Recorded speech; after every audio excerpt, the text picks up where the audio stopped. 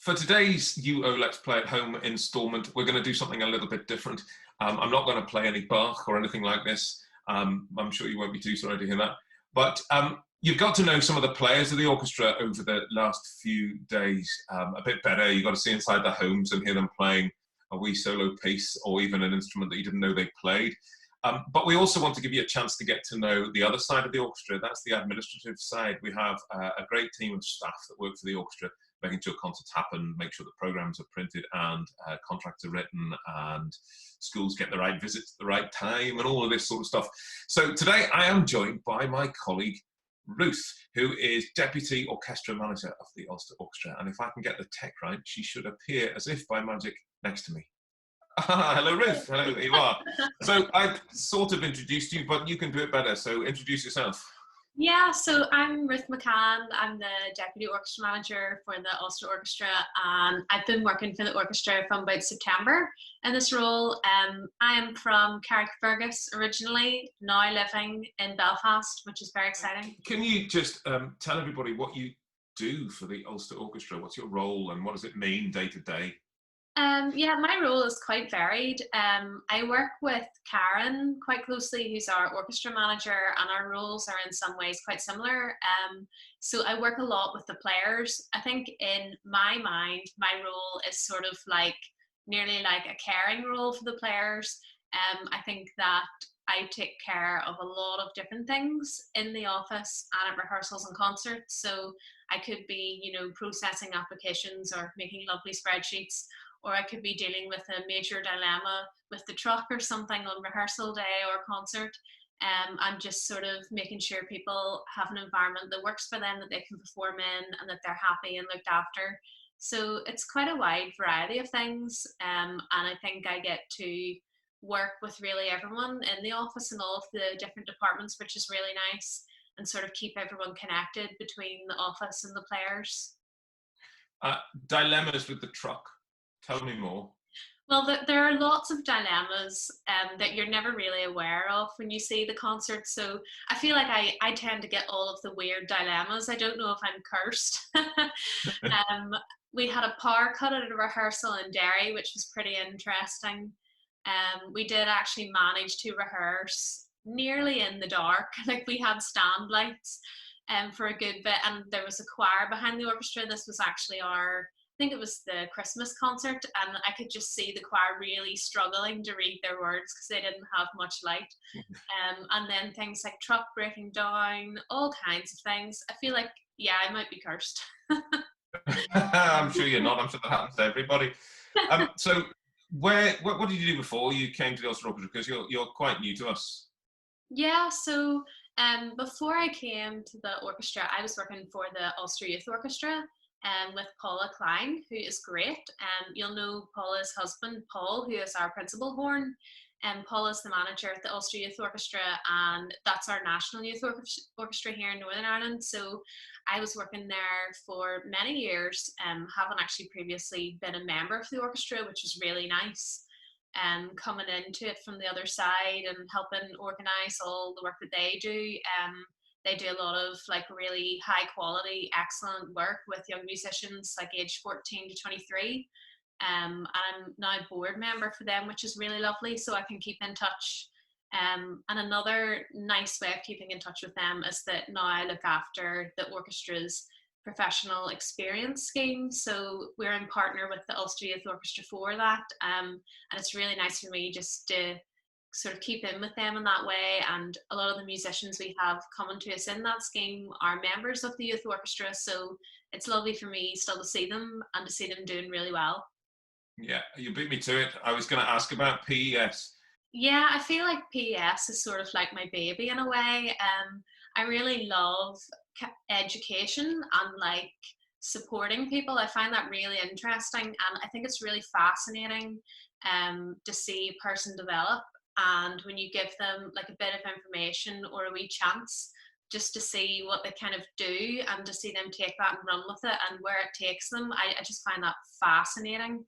So this scheme is basically kind of like that. So we have competitive auditions roughly every August, And we're in the third year now of the scheme, and at those auditions we select 7 very talented young musicians, and they come in with the orchestra on 3 visits over the orchestra season, and they take part in a whole range of activities. They're in with us in rehearsals with the orchestra, and some of them even get the chance to play in the concerts, which is really exciting and just great experience for them. And they're given a dedicated mentor from within the orchestra that kind of looks after them during those visits. And as well as playing with the orchestra, we also have a lot of other activities sort of aimed at developing them personally and professionally. And you'll know about this because I've kind of roped you into it with all of your education and community background. And we've had you doing workshops with the students on how to deliver workshops in a community setting. And we've had them out with our learning and community engagement team actually delivering workshops in schools. And we've got some other activity planned for them as well. And we've had musicians over to deliver performance enhancement sessions, and we've had them doing Q&As with the conductors, and just really as much activity as we can get them involved in to sort of give them as much benefit as possible in those 3 visits. Yeah, indeed. I remember that I did a similar scheme when it was new in Manchester when I was studying there. Funnily enough, it was set up by our current boss, Richard, when he was in one of his previous jobs. But yeah, it was an invaluable experience to see how the orchestra works, but to feel how the orchestra works. Yes. You can learn it, but to experience it is a different thing. And yes, I did spend a couple of hours making everybody look ridiculous and lose their self-consciousness for But community that's so engagement important. purposes. That is so important, and I really noticed that. You were working with them for like maybe an hour or more, and I noticed that, you know, when I came back into the room, they were just so much more confident and together as a group. And I think that's the thing that's really interesting when you're working in music and any kind of profession where you're like expressing yourself, because it is very much an expression of you, and it's like a vulnerability. And I think that that's a side of playing and developing as a musician that people don't often talk about.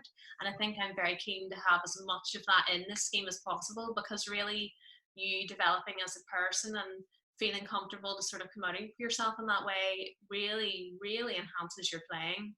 It certainly does. Now let's talk about the coming out of yourself and putting yourself out there, which is what we're all doing with these videos. But let's turn our attention to that beast behind you. I know you as a violinist, you see, from playing in quartets and things over the years, but this is new one on me. So tell us a bit about this. Yeah, this is my other baby. This is my harp. This is a really gorgeous harp. As you can see, it's a lever harp. So this is, I guess, what a lot of people call a folk harp, as opposed to a big classical harp that you'd see in orchestra. And yeah, I started playing the violin when I was maybe 7 or 8, and like I played the violin all my life. And I never had any kind of expectation of owning or playing a harp. And it was maybe 4 years ago, maybe 5 years ago now, we were down with my husband visiting his uncle Danny in Torella. And his uncle Danny plays a lot of traditional Irish music. And we did not know that he made harps. He doesn't make them to sell them to anyone, he just makes them for the love of it. And I think that we had gone into his living room and saw a harp, and we were both just obsessed with it. We were plucking away at it, and we thought it was great and couldn't believe that he had made this instrument himself. And I think at that point, he then started secretly making us a harp. So we had Very no nice. idea that he'd kind of embarked on this. And we were engaged, I think, for like a wee while. And yes, it was Dave's mum invited us down to her house and said that Danny was there and he had something for us. And I was thinking, oh my goodness, what is this? And in my mind, I kind of wondered, like, might it be a harp? And I remember getting there and looking through the dining room door and thinking, oh my goodness, I could just see this harp. And it was amazing. It just totally blew me away that he had spent all this time working on this beautiful instrument for us, like all at his own expense. And I think it took him a full year making it. And it really is a gorgeous harp. It's not just like any harp, it's a real Ferrari harp. And I think he doesn't really realize that. So that's how I started on the harp. And I think I've been quite lucky. Tanya Houghton, that comes in with the orchestra quite a lot, actually teaches me Right. and having some hilarious online lessons with the current quarantine. But yeah, I feel very lucky. I have a really beautiful harp, and my teacher's great, and I just really enjoy it. And I think I feel a sort of affinity with the harp, which is really nice. Indeed, it's a very personal instrument, Yeah. and I just can't wait to hear it. So if that's a Ferrari, does that make you Michael Schumacher? I used to be obsessed with Michael Schumacher. Do not get me started. That would be great. Oh dear me. Well, Ruth, thank you very much indeed. Now I'd love to hear you play. So if you get yourself all sorted and then give Yeah, us a tune. yeah. This piece I'm going to play is a really cool piece. It's called Prelude by an Irish harper and composer, Anne-Marie O'Farrell. I think I discovered this like a year and a bit ago, and it's a really cool piece. It's like very interesting in terms of the color for folk harp. It's like not what you'd really expect. And I think like the harmonics and everything in it just sound great. So enjoy.